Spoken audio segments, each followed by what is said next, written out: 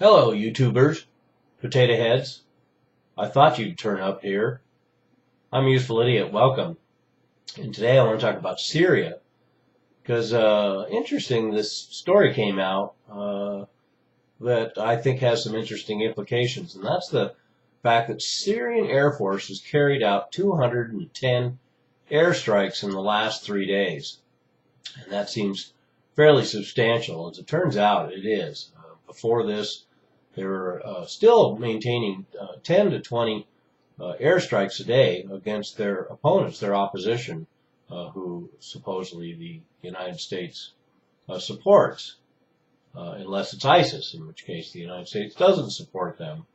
So it's just interesting to imagine the fact that now we have United States, we have warplanes by the United States, Qatar, Saudi Arabia, United Arab Emirates, Jordan, and Syria carrying out airstrikes in Syria.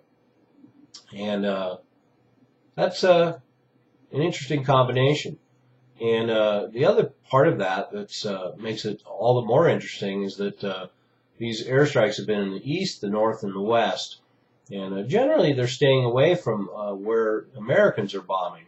They're certainly bombing around Damascus, and most telling, bombing up in Aleppo. And we know that Aleppo has had a struggle between al-Nusra Front, al-Qaeda elements, and ISIS for quite some time. So now we have Syria taking advantage of the situation to take care of some of their own opposition.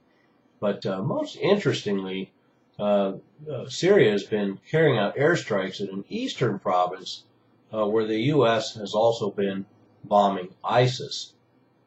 And of course that brings up the natural question, how much we know that Damascus has essentially green-lighted U.S. intervention in Syria with these airstrikes, but they've denied any kind of coordination. But I would have to assume that particularly if we have 210 airstrikes in 3 days, and some of those airstrikes include a province where the United States has been bombing ISIS, there has to be some kind of coordination going on, I would have to assume.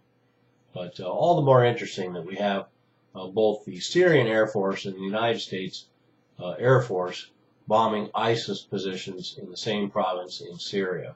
So that's pretty much the focal point of this story in this video.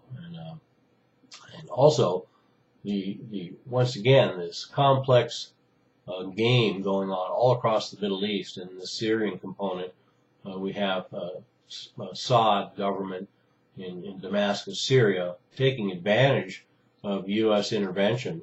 And of course, no matter how much national security advisors in the United States advise that this is exactly what would happen, it unfolds exactly that way. And Syria is being a force multiplier, taking care of their own opposition. Of course, the ultimate irony here will be if Syria ends up bombing whatever is left of the so-called Free Syrian Army, whatever is left of the so-called, quote, moderate rebels, unquote, who the United States was counting on to topple the Assad government once they're done with ISIS. Although, of course, the United States has told us we're never going to be done with ISIS, so that must be a relief for Assad. I'm a Useful Idiot. Don't you be one too.